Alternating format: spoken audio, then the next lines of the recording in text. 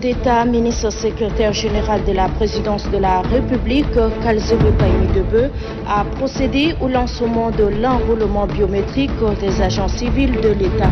Ce nouveau système de gestion des finances publiques vise à actualiser et compléter les informations individuelles des agents de la fonction publique. Et puis double audience mercredi aux affaires étrangères, le ministre en charge de la diplomatie tchadienne a reçu successivement l'ambassadeur nigérian et une délégation espagnole. Le renforcement des relations était en toile de fond de ces audiences. Campagne de prévention du cancer et de la prostate. La campagne est lancée à travers une conférence de presse. Des campagnes de prévention du cancer et de la prostate seront organisées sur toute l'étendue du territoire. C'est tout pour le sommaire. Bonsoir à tous. Nous ouvrons cette édition de ce mercredi par la tournée du maréchal du Tchad, Idriss Déby Itno, dans la zone méridionale du pays. De Bongora Pala, en passant par Koumra et Sar, le maréchal Idriss Déby Itno est allé recueillir des doléances et donner des orientations à la population du Tchad profond pour amorcer un nouvel élan de développement du pays. Que peut-on retenir donc de la tournée du maréchal du Tchad dans la partie sud du pays? Les éléments de réponse avec Suleiman Diabou. C'est presque un rituel pour le maréchal du Tchad Idriss Déby Itno. Après un certain nombre d'années, le président de la République entre souvent en contact direct avec ses concitoyens. Il n'est pas allé seulement donner des instructions fermes aux autorités provinciales pour recadrer leur façon de gérer leurs administrés, mais surtout recueillir leurs doléances et les orienter vers un nouvel horizon de développement. Et ce nouvel horizon de développement s'est concrétisé par le lancement des projets d'envergure. La pose de la première pierre du tronçon Laïdjouman long de 82 km reliant la province de la Tandjilé à celle du Moïkébi-Est, le bitumage de l'axe Moïsala Bédéa et le lancement du projet d'appui aux réfugiés et communautés d'accueil à Koumra dans le Mandoul. À Sar, dans la province du Moyen-Chari, le maréchal du Tchad Idriss Déby Itno a procédé à l'inauguration de la nouvelle société textile du Tchad et au lancement du projet du développement des compétences et de l'employabilité des jeunes au Tchad, pour ne citer que ces grands projets. Mieux, il a annoncé la relance des projets qui sont aux arrêts depuis la dernière crise économique qu'a connue notre pays. Toutes ces actions d'envergure visent un objectif commun, désenclaver certaines localités pour booster l'économie nationale pour le bonheur de l'ensemble du peuple tchadien. Partout où il est passé, le maréchal du Tchad Idriss Déby Itno n'a cessé de sonner la fin de certaines pratiques qui entravent la bonne marche de la société. Suleiman Diabo, sachez également qu'en mission dans la province du Mandoul, le président de l'Assemblée nationale, Dr Haroun Kabadi, s'est également entretenu avec les autorités administratives traditionnelles sur les promesses et les réalisations du maréchal Idriss Déby Itno. Reportage de Tengue Félix. Le président de l'Assemblée nationale, Haroun Kabadi, a été accueilli à 7 km de la ville de Koumra par le gouverneur de la province du Mandoul, Madame Diamra Betolga. Au palais du gouvernorat, la première personnalité de l'Assemblée nationale a livré ses impressions en termes de réalisation de la promesse tenue par le maréchal du Tchad Idriss Déby Itno à la population du Mandoul. Et beaucoup de promesses sont en train déjà d'être réalisées. Et l'une des promesses phares pour l'ensemble de la population du Mandoul, c'est que vraiment les deux groupes électrogènes qu'il avait promis il y a de cela peut-être quelques années n'ont pas été livrés. Nous sommes très contents d'apprendre que ces groupes-là sont déjà livrés et que bientôt tout le réseau sera refait et que la population pourra bénéficier vraiment de l'électricité à moindre coût. Le président de l'Assemblée nationale Haroun Kabadi s'est prononcé également sur la question cohabitation pacifique, gage de développement. Le maréchal s'est exprimé sur la question, il a donné des orientations de comment est-ce que la cohabitation pacifique puisse se faire entre les agriculteurs et les éleveurs, le brassage qui est un élément important. Les comités de gestion des conflits d'agriculteurs et éleveurs doivent se mettre en place, mais également je pense qu'il faudra que les autorités administratives et les éléments de force de sécurité puissent aider en tout cas ces comités-là à mieux gérer en tout cas ces conflits. Comme il a dit également, les administrateurs, les forces de défense et sécurité qui sont des éleveurs en réalité n'ont pas leur place ici parce que parfois leur élevage cause beaucoup plus de problèmes que les vrais éleveurs qui vivent avec les populations.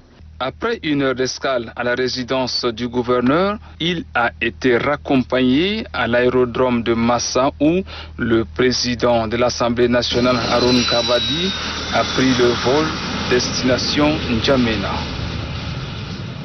Dans le même sillage, le gouverneur de la province du Moyen-Chari, Diber Younous, a fait une déclaration au cours de laquelle il a remercié la population de sa circonscription administrative pour avoir réservé un accueil chaleureux à la délégation du maréchal Idriss Déby Itno.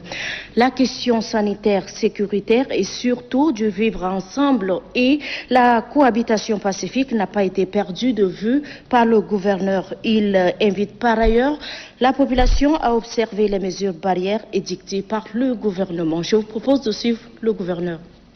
Au maréchal du Tchad qui a bien voulu accepter et passer 2 nuits dans la ville verte de Sarre. Je profite également de cette occasion pour remercier en son nom et au nom de toute la province en général et celle de la ville verte de Sarre qui ont bien voulu réserver un accueil vraiment chaleureux et digne, et témoigner également leur disponibilité, leur affection pour le maréchal du Tchad.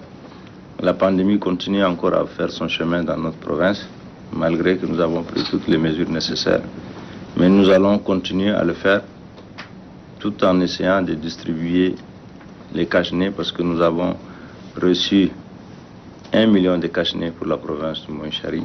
Les instructions données par le maréchal dans le cadre de la sécurité, nous allons les appliquer, les faire respecter et assurer une sécurité à la population, surtout au niveau des frontières de notre province. Il a promis 15 véhicules pour la sécurité. Les 15 véhicules sont déjà arrivés. J'ai distribué aux services de sécurité qui vont se mettre au travail. Et je demande à tous mes autorités administratives et les chefs traditionnels d'essayer de veiller à ce que le retour se fasse très progressivement, pas d'une façon directe, parce que cela permettra aux agriculteurs de récolter ce qu'ils ont semé et cela nous évitera également des conflits. L'actualité de ce mercredi 11 novembre est marquée également par le lancement officiel de l'enrôlement biométrique des agents civils de l'État. Ce nouveau système de gestion des finances publiques lancé par le ministre d'État, ministre secrétaire général de la présidence de la République, Kalzebe Paimi Debe, vise à actualiser et compléter les informations individuelles des agents de la fonction publique. On fait le point avec Kadnoba Théophile. Informatiser et sécuriser davantage l'ensemble des finances publiques et surtout faciliter le traitement salarial des agents civils de l'État. C'est le but visé par cette opération d'enrôlement biométrique dans le nouveau système intégré de gestion des finances publiques, en abrégé SIGFIP. Le lancement de cette opération est l'aboutissement d'un exemple réussi de coopération sud-sud en matière de gestion des finances publiques par l'échange des informations et d'expertise entre le ministère des Finances et de la planification économique du Rwanda et le ministère des Finances et du budget du Tchad. Il a été décidé, conformément aux orientations du maréchal, de sécuriser définitivement la gestion des dépenses du personnel qui est le plus gros poste budgétaire dans notre pays. Le SUCFIB et son module ressources humaines permettra d'atteindre ces objectifs. Le ministre de la fonction publique, du dialogue social et de l'emploi, qui se réjouit de ce travail, qui contribue de manière significative à la gestion du personnel, de l'État et de la masse salariale, exhorte les agents civils et les contractuels de son département à se conformer à cette nouvelle exigence. Le déploiement au SICFIP dans le ministère sectoriel, institutions et en province permettra non seulement une véritable appropriation par le directeur des ressources humaines dans le but d'une gestion adéquate des carrières des agents civils de l'État. Le ministre d'État, ministre secrétaire général de la présidence de la République, Kalzove Pahimi Debe, de préciser que ce système, conçu et adapté au traitement de la masse salariale, permettra aux fonctionnaires de sécuriser leur rémunération, d'être proches de leur domicile financier et d'éviter les interminables attroupements devant les banques. Dans son adresse, le ministre d'État, ministre secrétaire général de la présidence de la République, Kalzove Pahimi Debe, a salué le travail abattu par les experts rwandais et tchadiens. Un exemple de la réussite de la coopération sud-sud entre la République du Rwanda et celle du Tchad. Suivi. La signature de ce mémorandum d'entente est le fruit d'une coopération exaltante, dynamique et variée, entretenue à haut niveau par le maréchal du Tchad, Idriss Déby Itno, président de la République, chef de l'État, et son Excellence, M. Paul Kagame, président de la République du Rwanda. C'est le lieu de féliciter nos deux chefs d'État pour leur engagement personnel dans la mise en œuvre de ces gigantesques projets à dimension sociale. Grâce au raffermissement des bonnes relations entre le Tchad et le Rwanda, les résultats tangibles sont enregistrés aujourd'hui dans le domaine de la réforme de la gestion des finances publiques. Cette coopération exemplaire doit se poursuivre dans bien d'autres secteurs de développement tels que la santé, l'éducation, l'énergie, les infrastructures. Il ne s'agit pas d'un recensement de plus, mais d'un véritable instrument financier qui répond aux exigences de l'heure.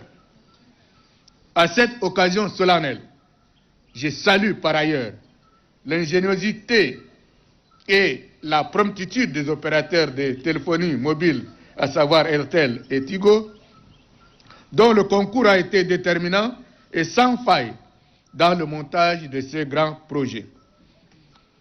Des équipes vont être déployées incessamment sur le terrain, à N'Djamena et sur toute l'étendue du territoire national, ainsi que dans les représentations du Tchad à l'étranger pour la réussite de l'opération.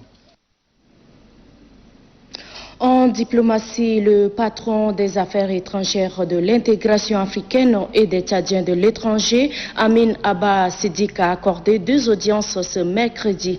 Il a d'abord reçu l'ambassadeur nigérien au Tchad et une délégation espagnole. Au centre de ces audiences, le renforcement des relations avec un accent particulier sur l'économie. Le compte-rendu de ces doubles audiences avec Yann Mouibi. Le Tchad et le Nigeria sont 2 pays voisins qui affichent une coopération exemplaire dans différents domaines. Ce mercredi 11 novembre, l'ambassadeur de la République fédérale du Nigeria au Tchad, Zana Umaru Bukar Kolo, est venu renforcer davantage cette relation bilatérale. Au cours du tête-à-tête avec le ministre des Affaires étrangères, de l'intégration africaine et des Tchadiens de l'étranger, ce sont plusieurs sujets d'intérêt commun qui sont évoqués. Il s'agit notamment de la réactivation des accords signés depuis 2012, du transport aérien, de la possibilité d'organiser un forum réunissant les opérateurs économiques des 2 pays et du projet d'interconnexion électrique signé le 21 octobre dernier à Abuja.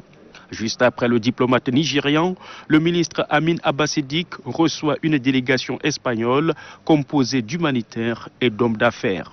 Le séjour de cette délégation au Tchad a un double objectif: appuyer les structures sanitaires en médicaments et explorer les possibilités d'investissement dans des secteurs bien identifiés. Le but de notre visite était aussi pour explorer avec les ministres des Affaires étrangères les possibilités de coopération entre l'Espagne et la République du Tchad. Donc on a parlé de quelques sujets qui tiennent à cœur, par exemple l'énergie solaire. Les Espagnols sont particulièrement forts pour l'énergie solaire, les secteurs agroalimentaires, le tourisme. Saluant l'initiative espagnole, le chef de la diplomatie tchadienne a rassuré ses hommes d'affaires que le gouvernement tchadien leur offrira toutes les facilités dont ils auront besoin.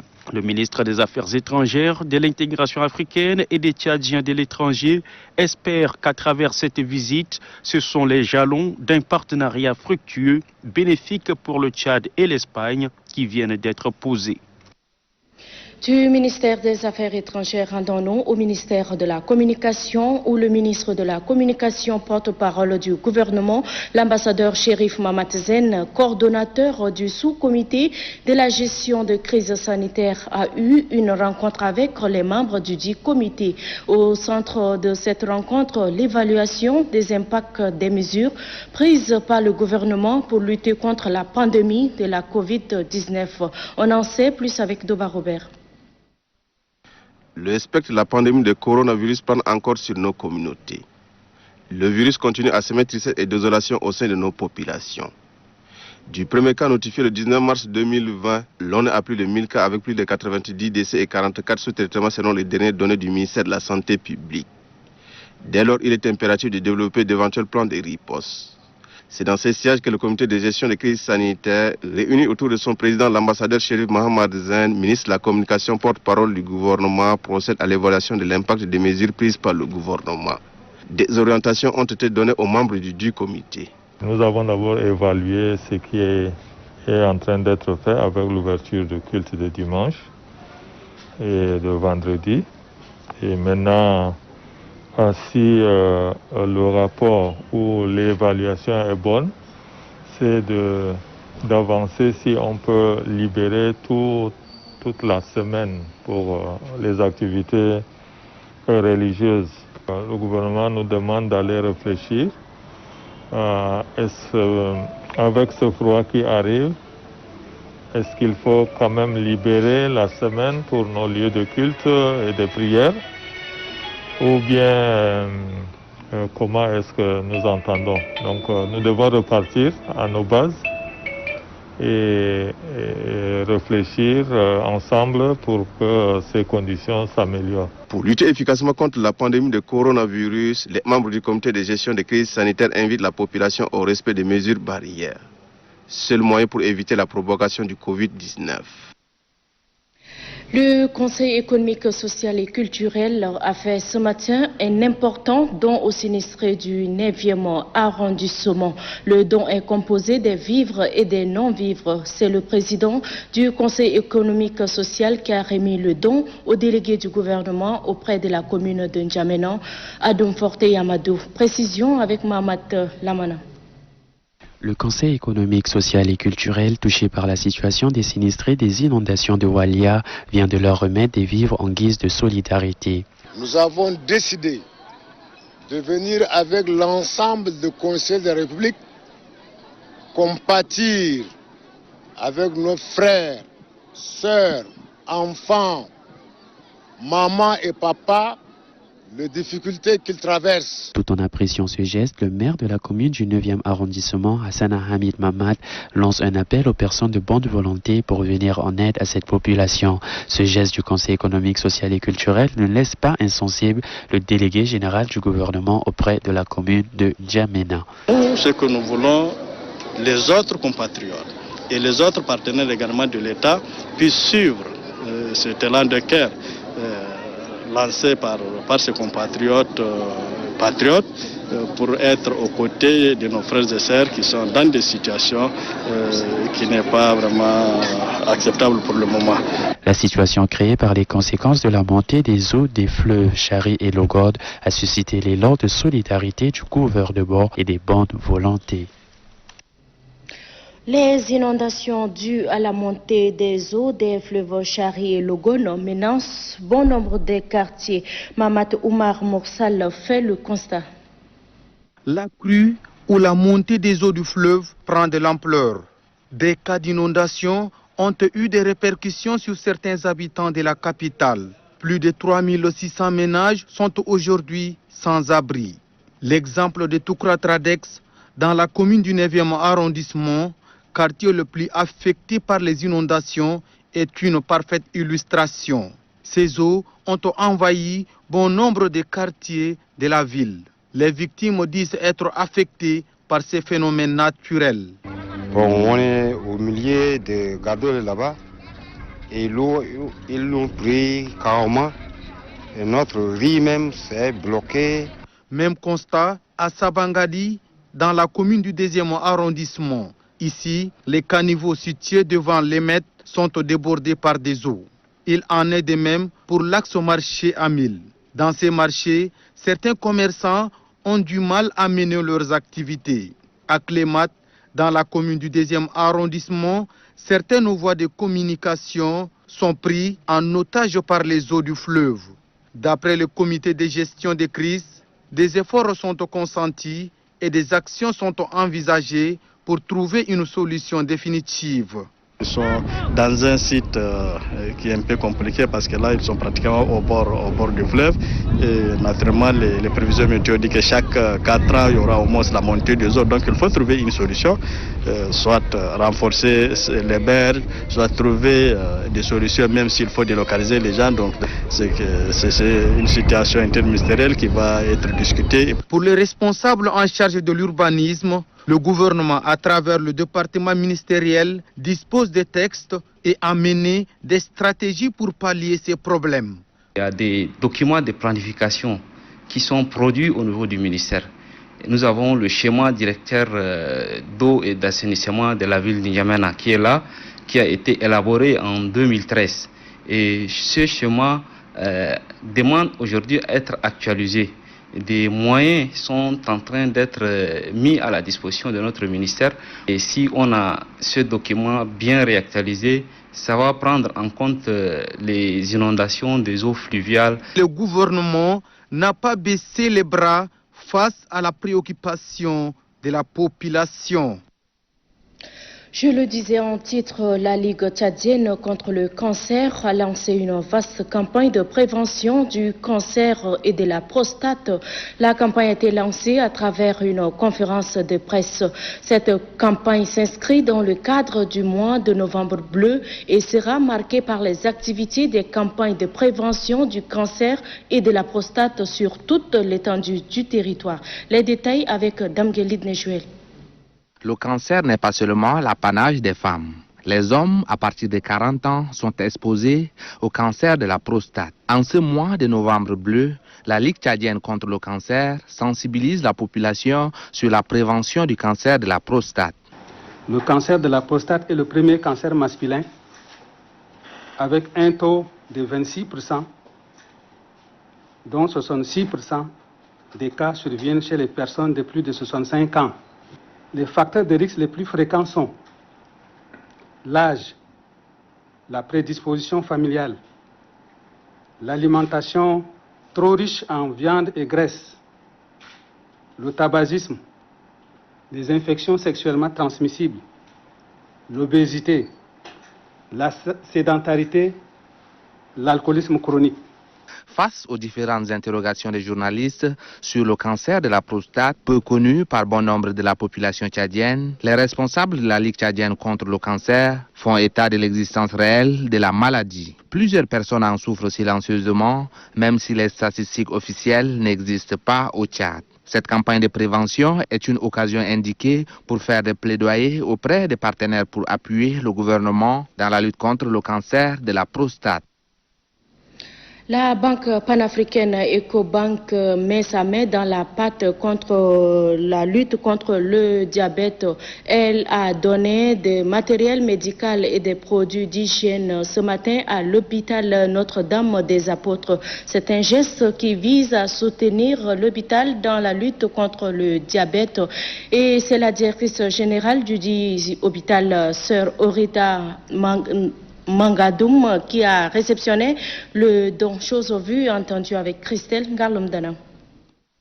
La banque panafricaine Ecobank apporte son appui à l'hôpital Notre-Dame des Apôtres dans le cadre de la lutte contre le diabète. C'est un don constitué des matériels médicaux et des produits d'hygiène qui a été remis. Le diabète est une maladie chronique qui survient lorsque le pancréas ne produit pas suffisamment d'insuline. Soucieuse de la santé de la population, Ecobank s'est engagée à être aux côtés des structures hospitalières pour une lutte commune. Le représentant du délégué général du gouvernement auprès de la commune de N'Djamena, Emmanuel Zoumaï, et le maire adjoint de la commune du 6e arrondissement, Abakar Kamis, ont encouragé la population à se faire dépister contre le diabète et aux responsables de l'hôpital d'utiliser les matériels à bon escient. La directrice générale de l'hôpital Notre-Dame des Apôtres, Sœur Orita Nangadoum, exprime toute sa gratitude à Ecobank pour ce don. Un régime alimentaire sain, une activité physique, des médicaments et un dépistage régulier permettent de traiter le diabète, de l'éviter ou d'amoindrir les conséquences, précise le coordonnateur national de lutte contre le diabète. Quand on dit une maladie chronique, il ne faut pas se précipiter à donner le résultat parce que les conséquences de ces résultats vont être encore plus fatales que la maladie elle-même. Par an, le diabète fait plus de 1 million de décès. Et en 2013, le diabète à lui seul a fait 5 100 000 décès. Ça, c'est rien que dû au diabète. Et surtout avec l'avènement de Corona, la plupart des gens qui meurent, ce sont les diabétiques. Selon le directeur général de l'Ecobank, depuis 2019, son institution a lancé un programme de triennal de santé axé sur les maladies chroniques non transmissibles. Nous avons un objectif de faire une inclusion financière africaine. Qui dit inclusion financière, certainement, qui dit aussi une vie sociale saine. C'est pourquoi le groupe, en 2013, a décidé de créer une journée, qu'au-delà de notre activité bancaire, au-delà de ce qu'on nous prête, qu'on n'est pas des philanthropes, il faut qu'il y ait une journée pour que dans tous les pays du groupe, qu'on fasse un acte social qui va aider à encourager les uns et les autres. Selon l'Organisation mondiale de la santé OMS, dans certains pays africains, les maladies chroniques non transmissibles sont à l'origine de plus de 30% des cas de décès signalés chez les adultes. C'est dire que les maladies chroniques non transmissibles constituent un problème majeur de santé publique. Et pour boucler ce chapitre santé, voici la situation épidémiologique de la maladie à coronavirus de ce mercredi 11 novembre 2020. 374 échantillons analysés, 4 cas confirmés, 1 au Mayo-Kébi Ouest, 2 au Moyen-Chari et 1 à N'Djamena, tous contacts de précédents cas. 7 guéris portant le total à 1420. 0 décès, total des décès 99. 46 malades sous traitement. Le nombre de cas confirmés depuis le 19 mars 2020 est de 1565 repartis dans 17 provinces. La coordination nationale des ripostes sanitaires invite la population à rester sereine, solidaire, vigilante et rappelle au respect strict des mesures barrières, notamment la distanciation physique. En cas de signes tels que fièvre, toux, éternuement et difficultés respiratoires, appelez gratuitement le 1313. Le coordonnateur national des ripostes sanitaires, professeur Choua Ouchemi. Quelques jours après le communiqué du syndicat des enseignants du Tchad appelant ses membres à reprendre les cours, quel est le constat sur le terrain? Un tour dans quelques établissements scolaires publics de la ville de N'Djamena nous a permis de constater la reprise effective. Suivez ce reportage signé Mohamed Seyd Abakar. Pour le moment, vous êtes encore en première année, AB, en seconde, donc on va vous initier à la compréhension de cette prestation. Abdussalam Idriss Mohamed, proviseur du lycée technique commercial de N'Djamena, en plein cours, à l'exemple de tant d'autres de ses collègues. La reprise des cours est bel et bien effective. Dans cette salle de seconde AB, l'ambiance observée en dit long. Dans cet établissement, tout comme dans les autres établissements publics visités, pour beaucoup, la grève relève du passé. En tant que premier responsable de l'établissement, nous avons pris notre responsabilité depuis hier. On a adressé l'information nécessaire, on a transmis des SMS pour qu'ils puissent regagner les salles de classe. Raison pour laquelle vous voyez maintenant les salles fonctionnent. Chez nous, la reprise est effective depuis hier. Par rapport à l'appel du syndicat, le 7 national est suivi des communiqués de 7 provincial. Ça a reçu un écho favorable. Les enseignants ont répondu à l'appel, ils étaient là. Au lycée Félix Eboué, la reprise des cours après cette grève est aussi une réalité. Cet élève de ce grand établissement de la capitale l'a bien confirmé. Dès le jour que l'État a déclaré que tous les élèves et les professeurs doivent aller à l'école, vraiment on a commencé le lundi, le cours ça marche un peu.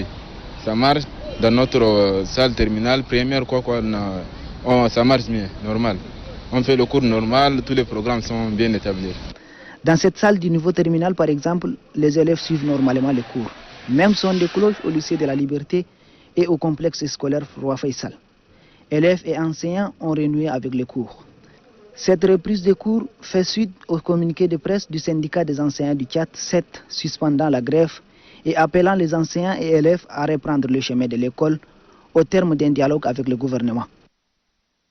Ils sont 18 présumés malfrats à tomber dans les mailles des filets des gendarmes. Ils sont présentés ce matin à la presse. La cérémonie s'est déroulée à la Légion numéro 10 dans la commune du 8e arrondissement de la capitale de N'Djamena en présence bien sûr du 6e substitut. Mamat Oumar Moursal. La direction générale de la gendarmerie nationale, sous la conduite du général Diotan Ouananti Marcel, présente pour la 11e fois à la presse 18 présumés malfrats, dont une femme. Il s'agit d'un présumé membre de Boko Haram, des trafiquants d'armes et de drogue, des trafiquants de tramadol et d'alcool frélaté, des agresseurs, des voleurs d'engins à 2 roues et des téléphones, ainsi qu'un civil qui s'est déguisé en un agent de sécurité pour escroquer les paisibles citoyens. De 13 armes de différents calibres, de provenance différentes. Donc ça fait 13 armes de différents calibres au total qui sont étalées devant nous. Selon le 6e substitut du procureur de la République, les preuves sont suffisantes pour que ces présumés malfrats répondent de leurs actes. Ces drogues-là sont la cause même des grands crimes, des délits abjects et également des accidents tragiques. Ces présumés malfrats, une fois la culpabilité établie, seront déférés à la maison d'arrêt pour purger leur peine, conformément au texte de la République, déclare l'autorité compétente. L'Institut Sakadi Livassou a lancé officiellement ses activités du centre d'apprentissage de la langue anglaise. L'objectif est de contribuer à l'éducation de la jeunesse tchadienne. Hayat Nassour Adam. Un centre en faveur de personnes en quête d'apprentissage de la langue anglaise vient d'être créé. Ces centres logés au sein de l'Institut Elliott Trudeau dispensent gratuitement de cours d'anglais à différents niveaux. Pour le président directeur général de l'IVA Institut, en cette ère, l'anglais est très indispensable. J'aimerais apporter ma contribution pour que un grand nombre de Tchadiens puissent comprendre cette langue. Dans ce projet, nous ne visons pas seulement les étudiants. C'est un projet pour les travailleurs, les étudiants, les élèves, les chômeurs. Tout le monde, nous sommes prêts à les former. Et nous avons déjà lancé aussi une formation. On fait appel à tous les professeurs d'anglais au Tchad qui peut-être maîtrisent la langue anglaise par écrit, mais ont peut-être des problèmes en oral. Nous sommes là avec une équipe qui a de l'expérience pour faire parler. L'ouverture du centre d'anglais vise à soutenir la politique du gouvernement en matière d'éducation pour l'avenir de la jeunesse tchadienne. Voilà, c'était le journal de la rédaction. Mesdames et messieurs, merci d'être de notre et surtout très bonne suite de programme sur Télétchad. Bonsoir.